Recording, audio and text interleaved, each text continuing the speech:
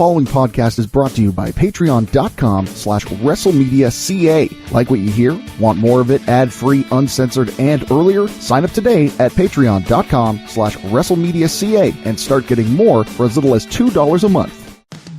Welcome to We Have Till 5, part of WrestleMedia, where everything is wrestling and wrestling is everything. I am Andrew Kent, getting to start the show off for the first time in over 100 episodes. I'm a little nervous. I don't plug as well as Adam does, but I'm going to do my darndest. Like I said, I am Andrew, and I'm with somebody who you guys don't know yet. You guys don't know it. We sort of teased it last week, Adam and I, that there might be some changes coming to We Have Till 5. And the guy that I got on the line here, the guy who you're going to be listening to, is my new co-host for We Have Till 5. He's a good friend of mine, one of my best. He's going to try to tell you that he's one of my only. That's not true. He's a liar.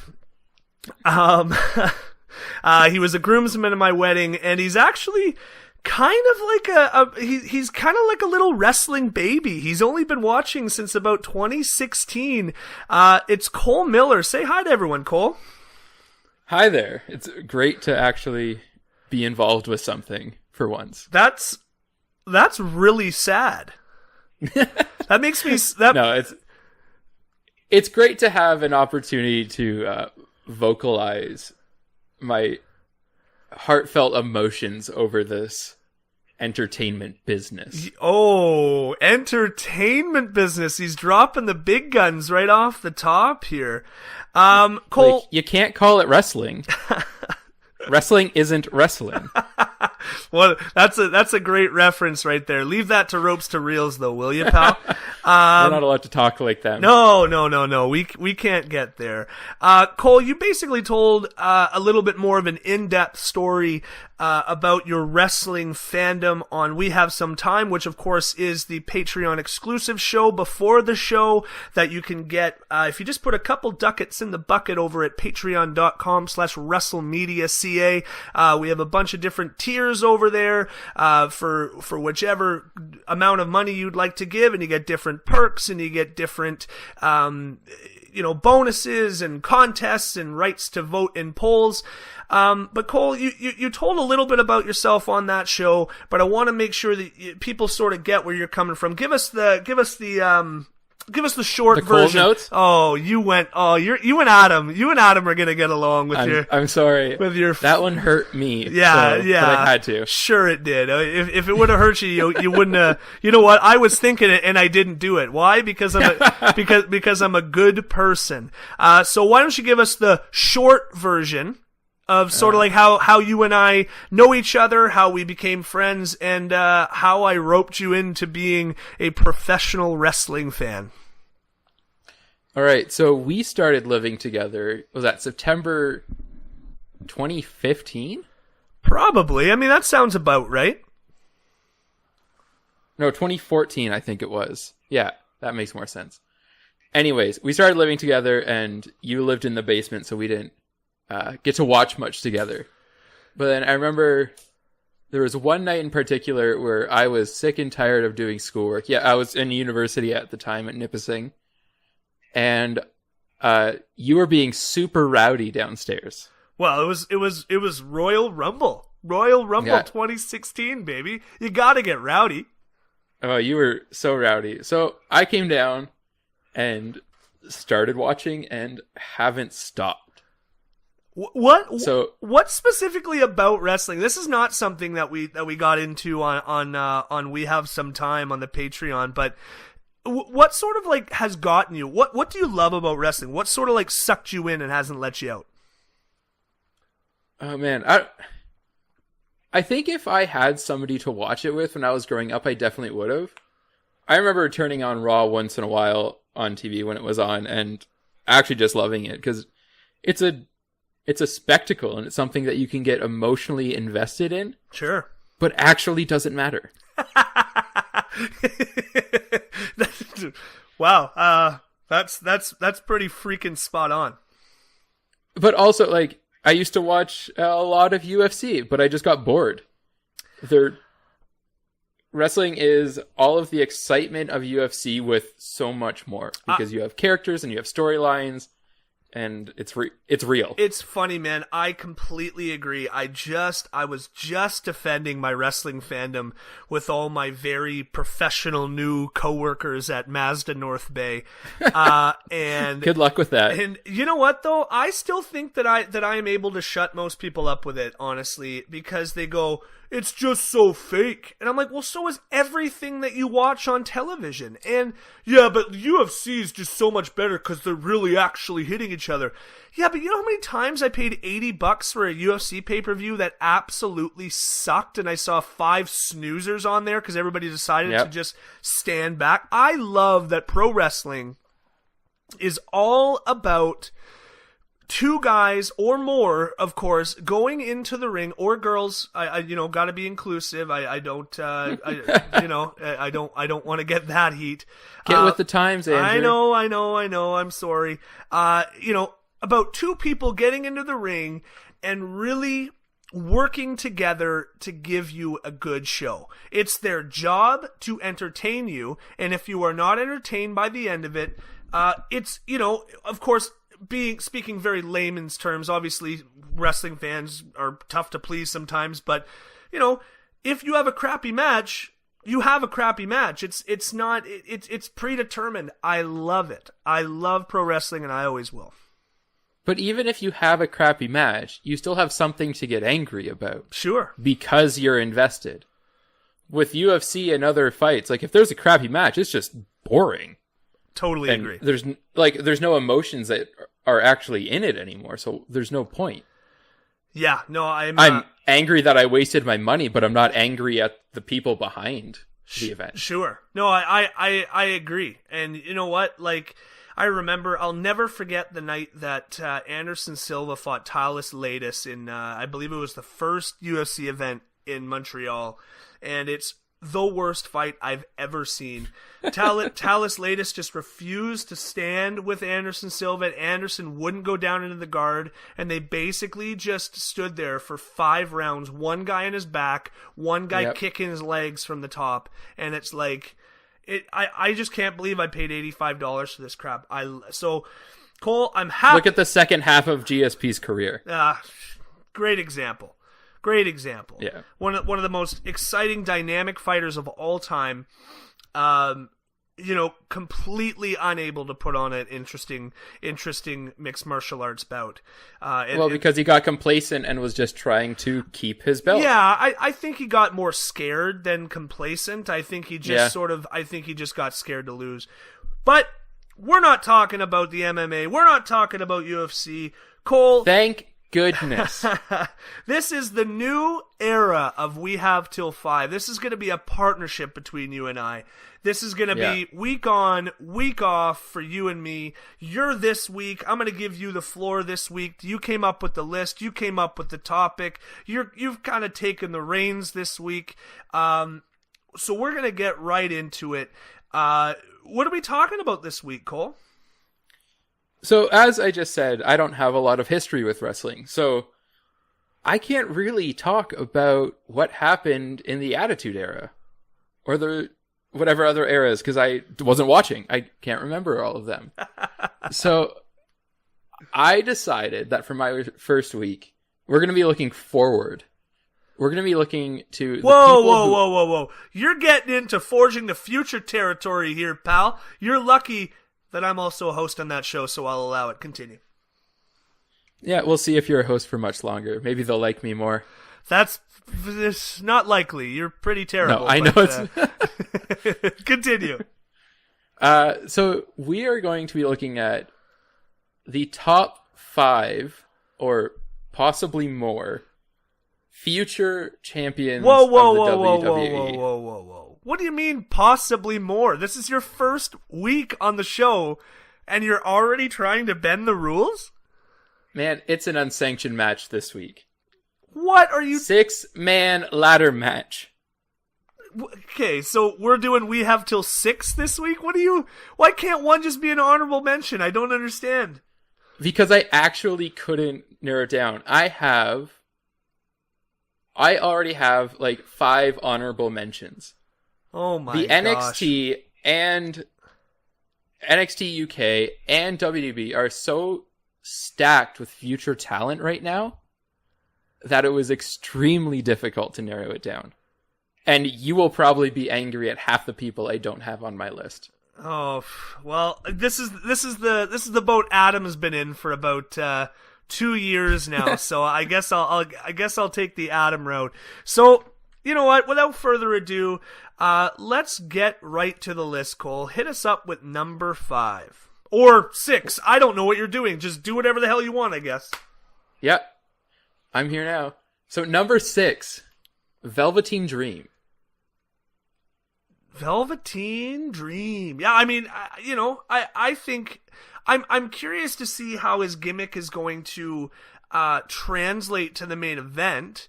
But I don't think you're wrong. I think he has all the charisma in the world, but I think he's got Goldust charisma, and Goldust never rose above Intercontinental Championship, kind of territory. So here, give us your pitch. Give us your pitch. By the way, this isn't number 6. This is tied for number 5. I'm not giving you 6. I'll give you 2. Fine. I'll give you 2 number 5s, but I won't give you number 6. Come on, we got to live within somewhat of the realm here. So defend why Velveteen Dream is gonna ascend higher than a guy like Goldust. Well, first of all, he's 22. Okay. He is so young, and looking at the talent that he has right now, that's only going to elevate over the next couple of years. And he has another 20 years that, if WWE treats him right, they can invest in him and build him up to that level. I'm not saying this is going to happen right away, right when he goes up to the main roster, because I don't think it will happen then. But I'm saying eventually. And the reason... Oh, go ahead. No, I think age is a good point. I can't remember how young Goldust was when he came into the WWE. I know that he was wrestling in WCW for many years, but I don't know if he was putting on the match quality that Velveteen Dream has been known for in NXT the last couple of years. So I mean, I might have worked myself into that. I might have worked myself into that shoot there.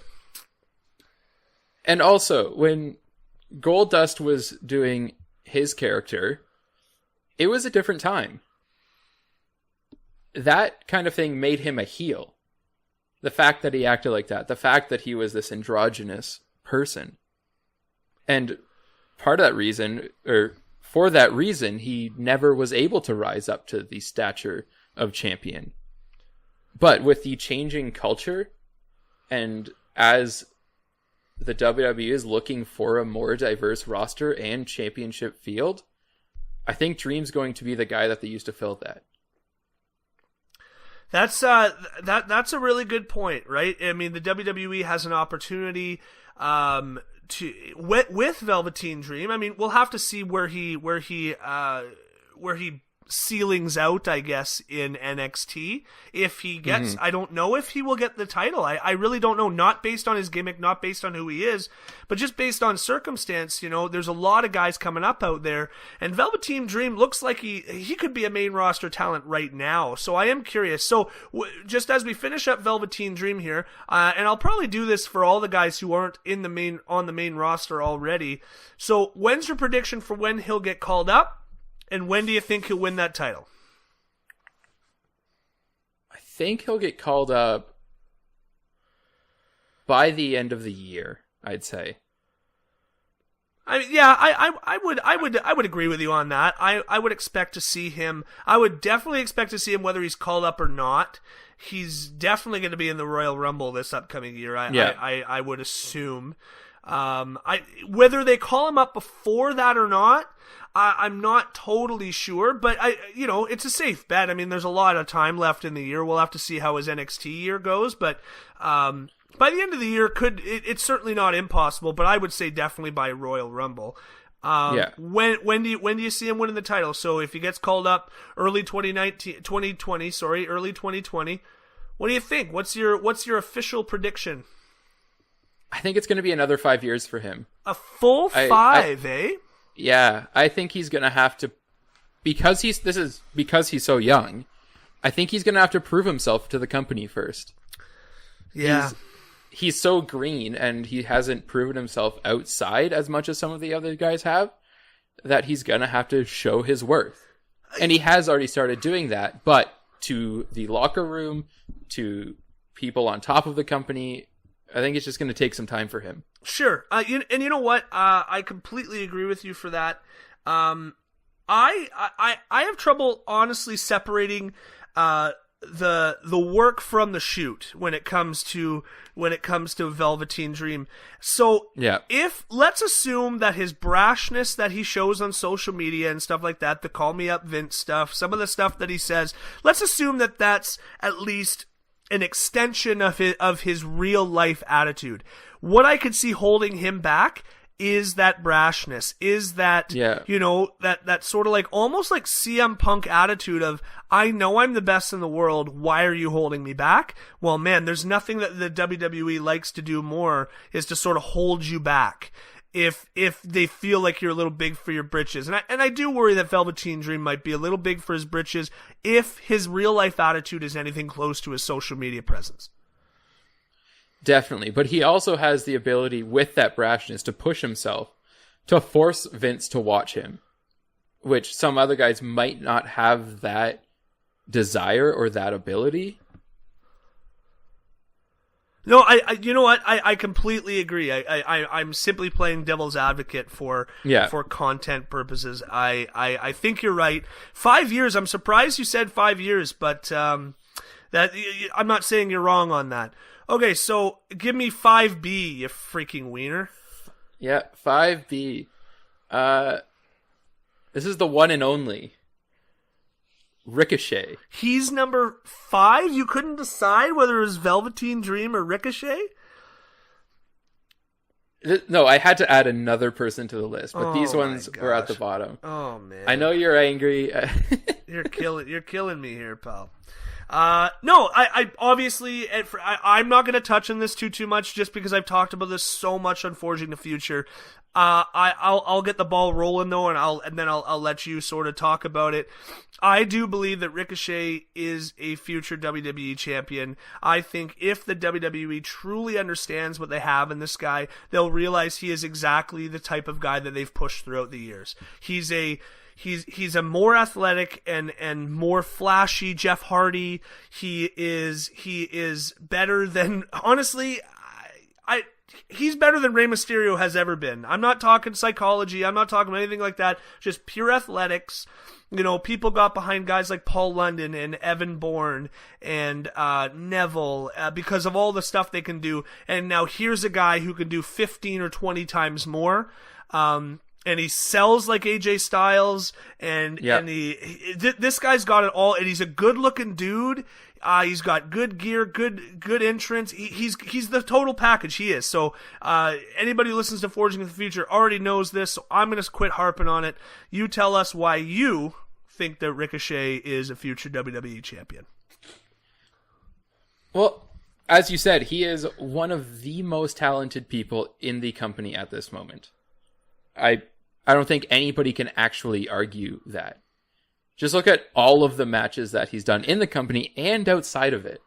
So do you think that he can bridge that gap between wrestler and flippy dippy? Because I'm on the fence sometimes. That's my one reservation about Ricochet. I want to see him in a match where he's grounded for some reason and he can't. And I want to see him wrestle. I want to see him wrestle a little bit more. A no top rope match? What? Yeah, like why not, man? Like just take the ropes off and be like, hey, listen, you can't beat me without that. Let's do it. Let's do a no ropes match. Yeah.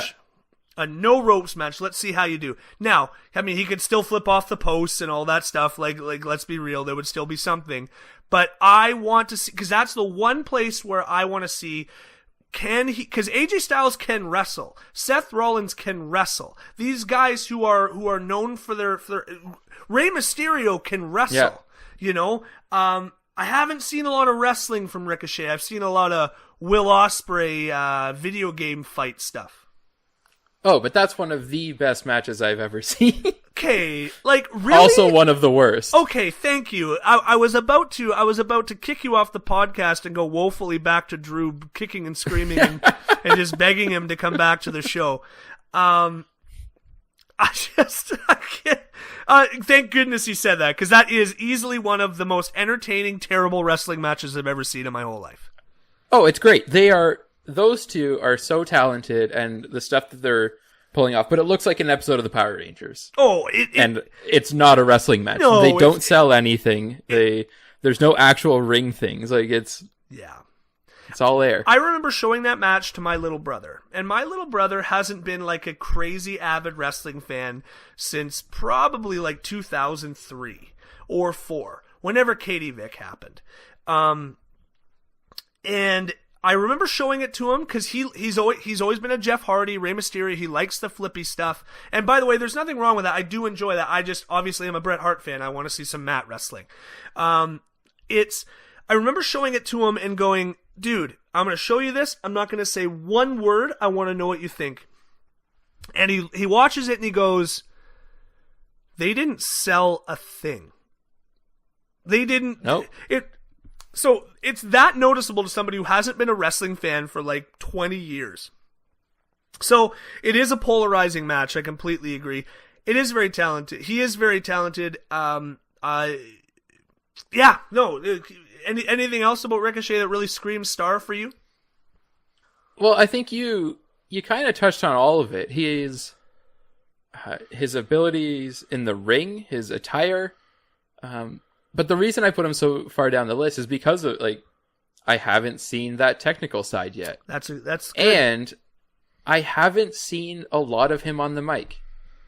And from WWE cares more about mic skills sometimes than they do about in-ring talent. Totally.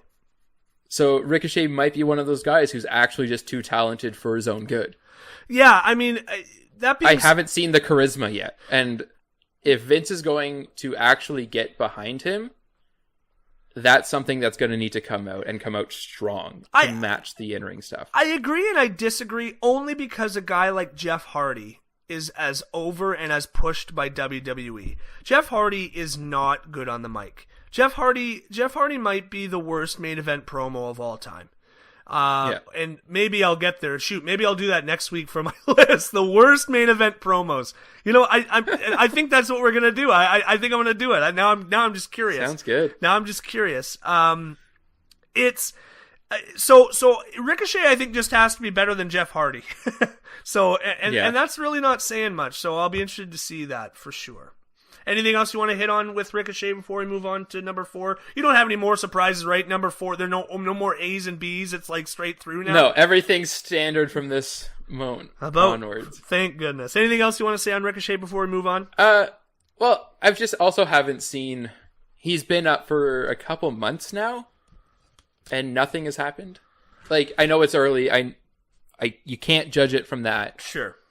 But he's already been pushed to the sidelines. You know what, man? And we see this all the time with people coming up from NXT. Yes, there's so much promise, and then nothing happens.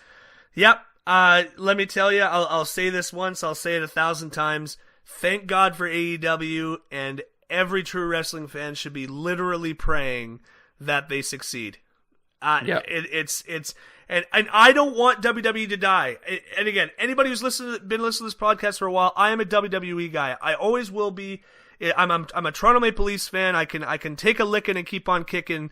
I'll always be a WWE fan, but AEW needs to succeed for guys like Ricochet and Finn Balor and for that it to be taken seriously. So, hey, this is a commercial for Patreon.com/WrestleMedia.ca, where you can get early access to episodes of your favorite WrestleMedia shows, get full uncut and uncensored versions of your favorite shows, and more. Don't want to hear this commercial on your podcast anymore? Sign up at our main event tier and get these episodes ad-free. Want to hear your own commercial here instead of ours? We've got tiers for that too. Visit patreon.com/WrestleMedia.ca and join the WrestleMedia revolution today. All right, so let's move right along on to number 4. What do you got for me at number 4, Cole? I'm stuck between 2. It is going to be Johnny Gargano. Johnny G. You think Johnny G's gonna... You don't think the NXT title's gonna be his peak, eh? I hope not. And that's a hope. Like, I'm half convinced that it will be, honestly. And that's why he's not at the top. But when I was preparing this list, I was also looking for the top matches from every other person on this list. Yeah. And of the 5 other people... 4 of them are matches with Johnny Gargano. Totally. Johnny Gargano, I think, will go down in history as perhaps the greatest NXT wrestler of all time. He's been at the top of that brand for the past 2 years now. Yeah. Wasn't he on every main event? Takeover main event for like a full calendar year? There's a reason that every other person on this list has never main evented or held the title, and it's because of Johnny Gargano. Yeah, no, I completely agree. And I agree with the placement on this list, too. Because I think if talent and fairness win out, you'll be absolutely correct. Johnny Gargano will absolutely be WWE champion, and he'll do it much in the same vein that Daniel Bryan did it in 2014. That's the only way it can happen. I see it happening. Sure. The company's not going to push him unless the fans get behind him first. Yeah. I don't even know what to say about Johnny Gargano because everything about him speaks for itself. Why do you think he's going to be a champion? Well, because he's had every good takeover match in the last 3 years, and he's a stud in the ring. Yep. He's a stud on the mic. He is the quintessential babyface. You think he's a stud on the mic? That's part of the problem I have with him. I absolutely love his promos. I genuinely do. So let me talk about this for 1 sec.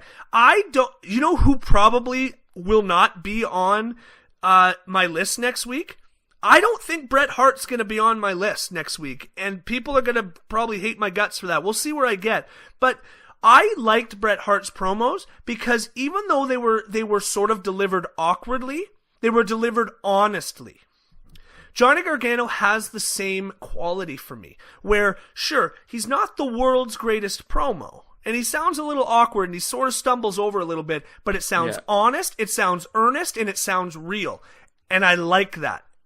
So I will never get in an argument with somebody about whether or not Johnny Gargano's a great promo, because I know he's not Edge, he's not John Cena, he's not Hulk Hogan, he's not The Rock, he's not Stone Cold.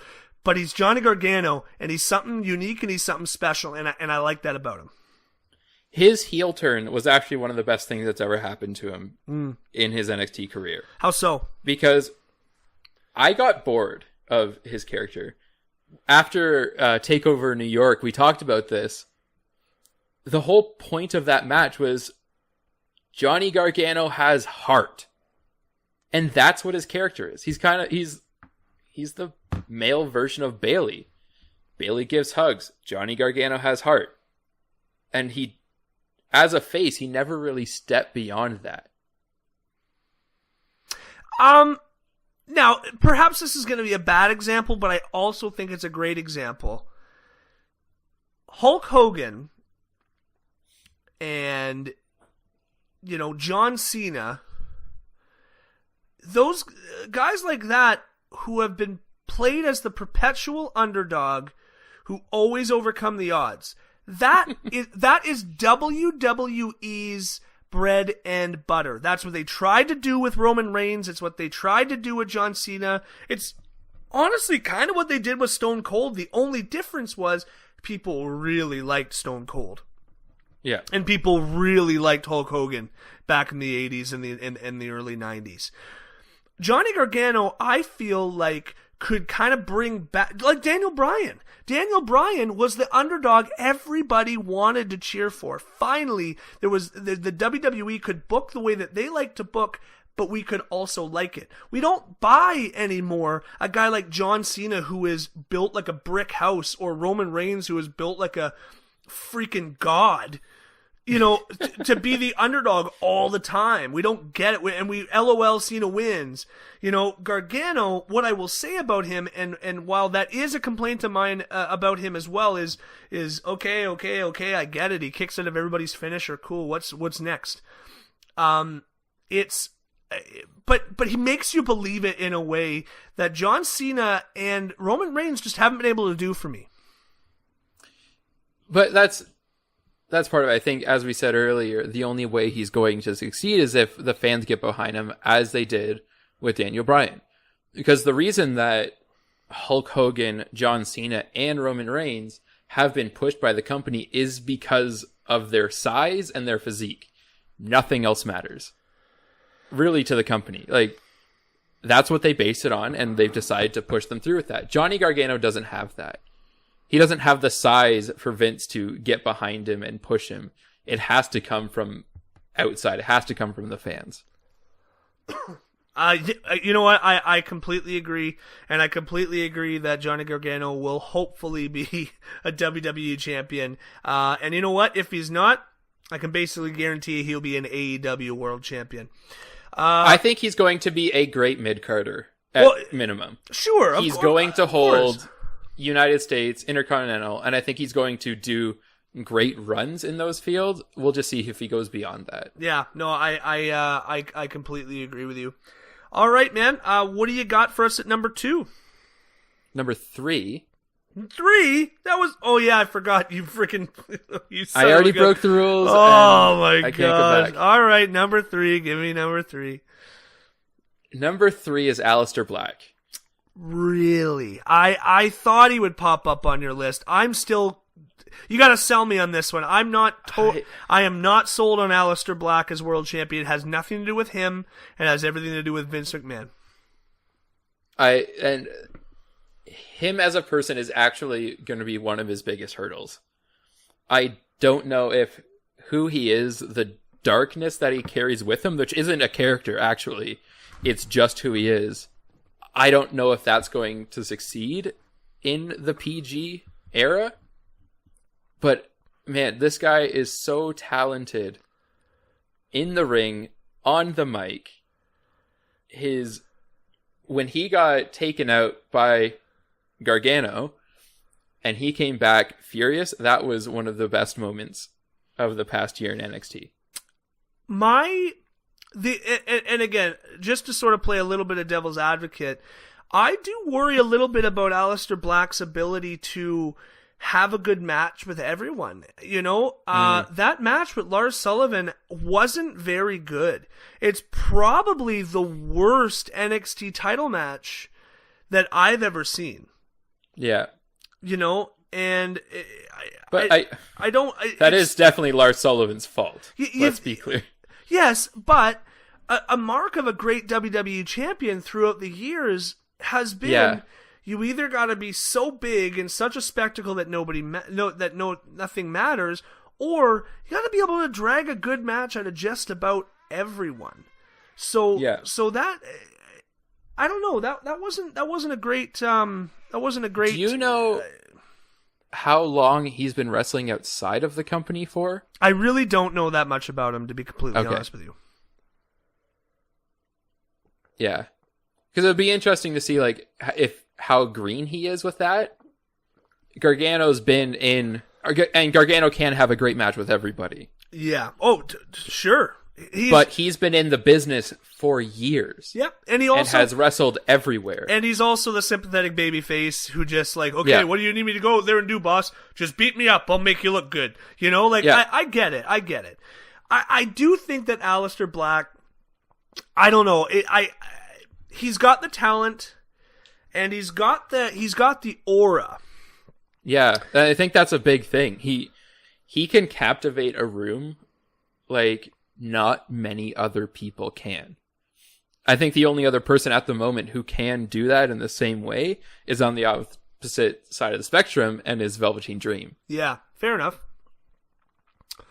No, that's I don't really know what else to say about Aleister, just because I think he's such a polarizing guy, and I really think that he's the only one on this list so far that really could go either way. I don't think that I could say that if Aleister Black does not ascend to the mountain of WWE, that they have misused him. I'm not sure he's the type of guy. He's kind like, look at a guy like The Undertaker. The Undertaker really didn't have that many title runs, and none of them were really ever that lengthy. You know, Undertaker just didn't need the title. I know that sounds like so silly to say, but he didn't need it. And Aleister Black, I don't think that I think he could still have a Hall of Fame career without becoming the WWE champion. Yeah. He's just that kind of wrestler. I think he will do really well in the company. Just his aura, and also he is so stiff. Like, Black Mass is, I think the other person is knocked out every time it happens, even though it's wrestling. But that move, if I'm understanding my wrestling correctly, that's more about how you take it than you know what I mean? Like, he basically puts his foot out there, and it's up to you to try to get it. But again, I might. It's kind of that. I feel like that about Sweet Chin Music too, right? Yeah. All right. Are we actually on to number 2 now, or am I doing my math correctly? We are on to number 2 now. All right. What's number 2, Cole? This one hurt me. Because I actually think that this person should be at number 1, but there's a couple things that are getting in the way. Okay. And it's Tommaso Ciampa. Okay, all right, Tommaso Ciampa, gotcha. So why should he be number 1, and what got in the way? Over the past year, he has been the best heel in the business. Any brand. He's easily hateable. Completely agree, except for maybe Daniel Bryan right now, but Tommaso Ciampa, definitely different kind of heat. I would have put Samoa Joe in the top 3 with his feud with AJ Styles. Because that was terrifying. Yeah, no, I agree with you. There's some good work coming out of Joe too. You're not wrong for thinking that about Tommaso Ciampa. I've said that myself. Yeah, he's. I don't know. It's hard to put into words how he was always the more captivating person in DIY. Sure, Johnny Gargano was there to take bumps. Tommaso Ciampa was there to carry the team. Interesting. No, I don't even disagree with you. I mean, he's got such an expressive face, and the beard and the hair, the whole look. Like, he looks like a psychopath. And one of my favorite moments was when he didn't have ring music or entrance music like for a year. Sure. Yeah. And I think that was a brilliant move. They should have kept that up. I completely agree. And you know what? One of the guys, one of the few guys who got genuine heat, you know, and people hated him. And not go away heat, and not like just, well, we're supposed to boo you heat. The real kind of heat. I completely agree. He's definitely one of the top heels in the business right now. So, and I think he is as talented as Gargano, but has the charisma to take it beyond him. Sure. Yeah, completely agree. So all of this sounds pretty good for making a WWE champion. What is holding you back? He has had 2 major surgeries in the past 2 years. WWE does hate injury-prone people. Well, it's not just that they, part of it will be maybe they won't push him. Another part is I don't know if his body can handle much more. Both of these injuries should be career-ending things. Maybe not the knee one, but the neck surgery that he just had? Yeah, no, I agree, man. It's really hard to refute. It's really hard to refute the fact that he is very injury prone, or at least has had history with injuries. And you never know. Look at a guy like Edge, who had to retire at I don't even know if he was 40 before he retired.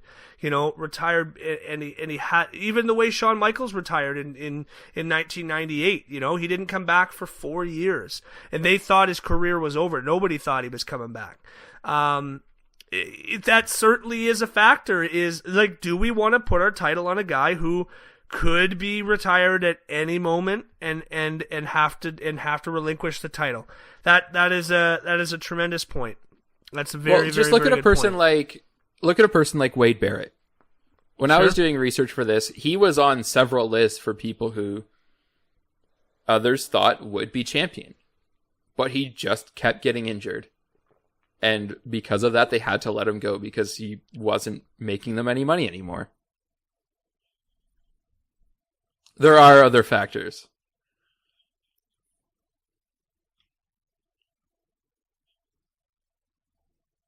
Every time he got going, he would get hurt. Every Yeah. time he got going, he'd get hurt. It's just it was what it was. Same thing happened to Mr. Kennedy a few years ago. I'm sure you don't really there's really nothing you'd go back and see Mr. Kennedy for, but he had a very promising career. He was charismatic as all get out. It was unbelievable how charismatic he was. And he had a decent look, and he was decent enough inside the ring. Kept getting hurt Randy Orton. That's it. That was the end of his WWE career. And Tommaso Ciampa could kind of go the same way. But no, I completely agree. Especially if Tommaso Ciampa was 6'3", he's like the monster WWE champion. Absolutely. I think he has the highest potential of anybody in the company, but whether it will be realized is a big question mark. I disagree about the highest potential, and I'm curious now. I mean, your number one has to be my number one, maybe. Who's your number one, man? Adam Cole, baby. I mean, I think between him and Ricochet would have been my number 1 and 2. I think they're the two most obvious people to me, and I think Adam Cole is even more obvious. Adam Cole has movie star good looks. He looks like Shawn Michaels. He just reminds me of Shawn Michaels. In my notes that he is a new Shawn Michaels. Yeah. He reminds me of Shawn Michaels. He has everything that Shawn Michaels was without the overt sexuality and without he is that type of charismatic like, I'm not even going to say enigma. Like, Jeff Hardy has that, like, he's charismatic. He's a great character. He's got a great look. He's a great wrestler. He's great on the mic. And he's tall enough. He's big enough, man. He's over 6 feet. Like, he's in that Shawn Michaels range. Plus, he's already led a successful stable. Absolutely. Already. Totally. Of people who you could argue he's had to carry the three of them. Yeah, I mean, in a certain way. Not fully, sure. but the three of them would not be as successful without Adam Cole at the head of that stable. No, just to sort of play devil's advocate on that, would Hunter Hearst Helmsley have ever been quite as successful without Shawn Michaels? Like, and he's one of the best of all time. It's just sometimes you need that leg up. Sometimes you need to have it for somebody to notice you. It's not that you couldn't have or shouldn't have been successful without a certain person, but it's like, I'm going to take you under your wing. I mean, The Rock is a great example of this. People hated Rocky Maivia. Die, Rocky! Die, Rocky! Die, Rocky! They hated him so much. But then he gets into the Nation of Domination. And he gets over. And he becomes the most electrifying man in all of entertainment. No, Adam Cole, I completely agree. He would be my number 1. I look at him and I see WWE champ. Yeah. And he's only 28. Like, he still has a long career ahead of him. Sure. The only problem I have at the moment is that he hasn't been at the top of NXT. And he's been continually portrayed as the weak heel who can't get the job done on his own. Like, I know that's just character stuff, but it just says something that it's kind of holding me back. No, I'm not really sure. Adam Cole is one of the people in WWE who's been booked very strangely. I I agree, just because I do feel like he should be the guy, and I think he will. I think if he doesn't take the title at TakeOver 25, I think he'll take the title. I think he'll be the one to take the title off Gargano at some point, whether it's now or at SummerSlam, or whether, they're having a pretty good feud that people seem like they're really into. So that's the best part about doing NXT the way that they do. They can have a 6-month feud without it really feeling like, okay, these guys again. So I do see Adam Cole taking the title off of Johnny at some point. I feel like he will come to the WWE, and I feel like I think he has the fastest potential of being WWE champion. And I can see it within 2 years if he's called up soon. I think so, especially if AEW sort of gets traction and the WWE really needs to start sort of bending more to what the fans want. They're not gonna do that. But, dude, I think they're gonna have to. I don't want to get off on too big of a tangent. That's a different show. That's a different gimmick. But Adam Cole, he's the guy. He's the guy. If I had to pick one out of the freaking 6 that you chose, first day on the job, and you're already screwing with it, man. What a freaking joke. Adam is gonna hate your guts, but at least he'll stop hating mine quite as much. Is there anybody you just kind of wanted to quickly highlight before we get into next week and before we break the hold? There are 2 people I want to talk about, and then there's a couple names that I just want to mention because there's so much talent in the company right now. Yeah, I agree.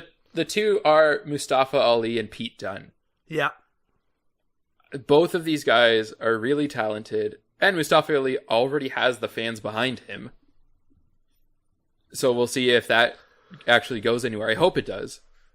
And Pete Dunne he had a 685-day title run. People love him. He's so stiff. And when he leaves NXT UK, or rather when they allow him to leave, I think he'll be up in the top names. See, Pete Dunne is a guy. Mustafa Ali's a great example of what we were talking about with Ricochet, and who knows the ceiling that guys like Mustafa Ali have on them.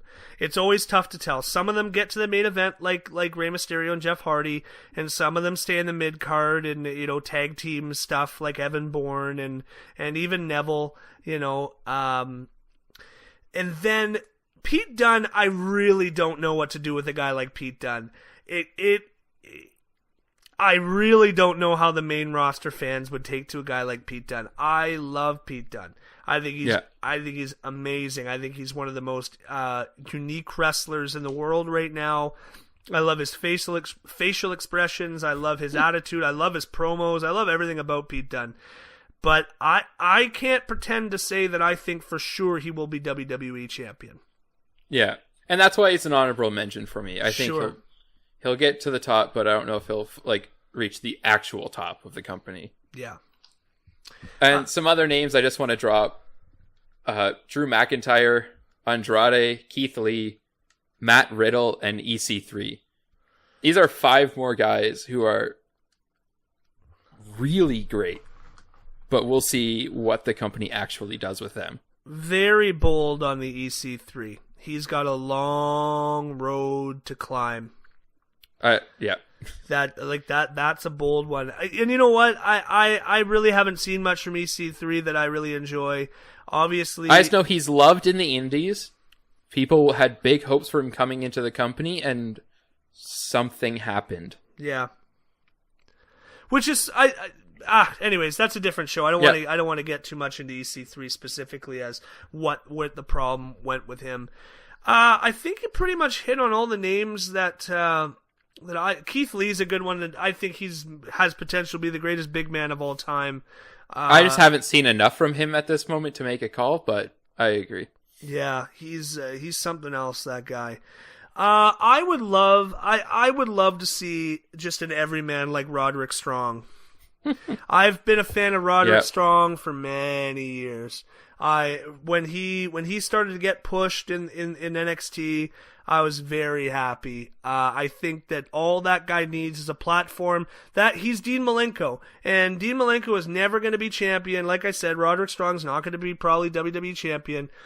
But man, could that guy be an absolute staple on 205 Live and really do for 205 Live what Dean Malenko did for the Cruiserweight division in WCW back in the mid-90s. All right, anything else you want to touch on with this topic or anything like that, Cole, before we talk about next week? No, I think that covers it for this. Sweet. So as always, guys, WrestleMedia.ca, it's your one-stop shop for all things WrestleMedia. There you can see our blogs, and you can see our videos, and we post photos. You can look at our bios. We're going to have to get Cole up there pretty soon, make him take silly pictures in wrestling gear or something. We have 7 podcasts that you can listen to weekly, guys. Each one has a gimmick. Each one has a different shtick. Some of them are good, like this one. Some of them are bad, like The Lasting Mark. But we listen to them all because what else are we going to do? I'm kidding. I love those Lasting Mark boys. I'll get real here for a second. They're pretty good. They're pretty good. I got a lot of respect for them. So yeah, stop by WrestleMedia.ca, check that stuff out, patreon.com/WrestleMedia.ca, that's where you can donate, that's where you can support our dream, where you can let us do this, for real money someday, perhaps, and, make our, podcasting for money, could you imagine? Help Adam, help me, help Cole, help the whole WrestleMedia, team, make our dreams come true, support us over at Patreon. Next week, I sort of teased it earlier, I sort of inspired myself. I got myself curious. I had something else planned, and I'm going to go a different direction. Next week, we're going to talk about the worst main event promos. I'm talking not specific promos, word for word, but the main event talent with the worst promo. And I'm just curious now, kind of where I land on that. So that's what we're going to be talking about next week.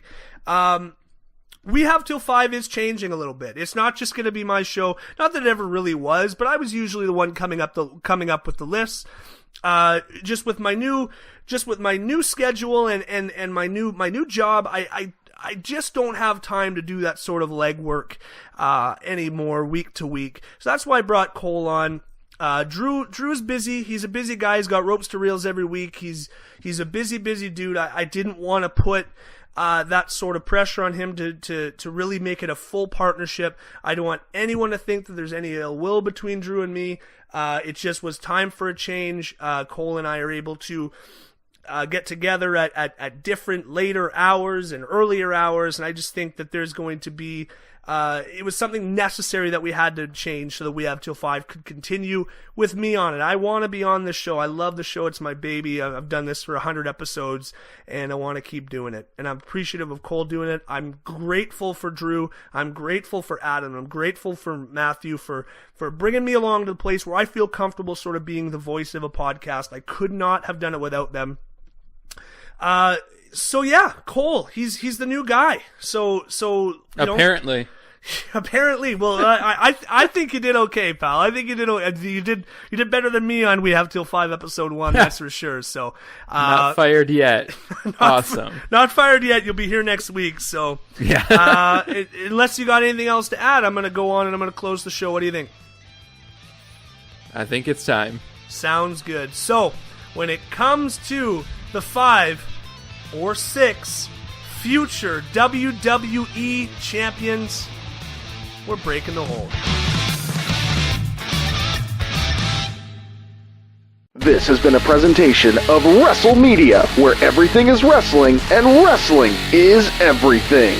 Here's what you're missing out on right now over at patreon.com/WrestleMedia.ca. So I didn't grow up a wrestling fan. It's hard to when you don't really know anybody who watches wrestling. Nobody in my family watched it, so it just never really happened. So it wasn't until I moved in with Andrew that I got roped into it. I was actually just bored of doing schoolwork, so I went down and started watching wrestling with him. Want more? Sign up now at patreon.com/WrestleMedia.ca.